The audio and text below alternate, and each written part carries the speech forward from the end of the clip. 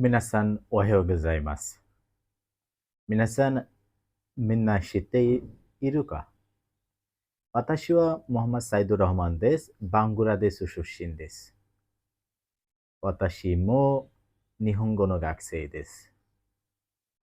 だいたい5年ぐらい日本語を勉強しています。皆さん、自分の能力が上がりたい人々がいたら、私と一緒に自分の、自分たちの日本語の能力が上がりたいです。ですから、毎日少しぐらい日本語で話せます。今日も日本語でいろいろなことを話したいです。では、始めましょう。今日のテーマは何ですか？一つテーマがあったら簡単に言えます。今日はパソコンです。皆さん、みんなパソコンという言葉知っていますか？パソコン。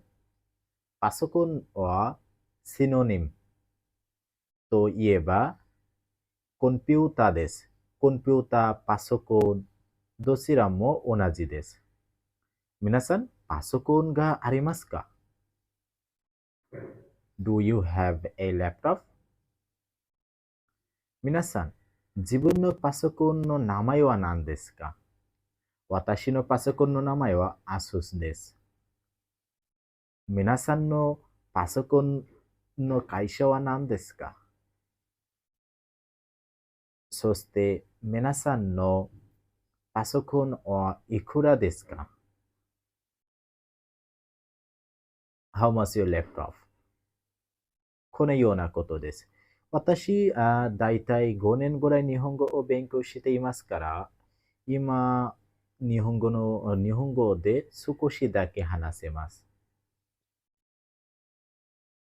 昨日、学校が休みでした。そうですから、昨日もビデオが3つ作りました。その中で1つは懲戒テストのことでした。なしです、ありです、なしです、ありです。そのような面倒くさいな懲戒試験のことでした。とても面倒くさいでした。でも私たちは日本へ行きたいですから、日本語を学ばなければなりません。そして JLPT N2 とか N3 を合格、合格なければなりません。そうですから、毎日みんな難しい日本語を覚えるために頑張っています。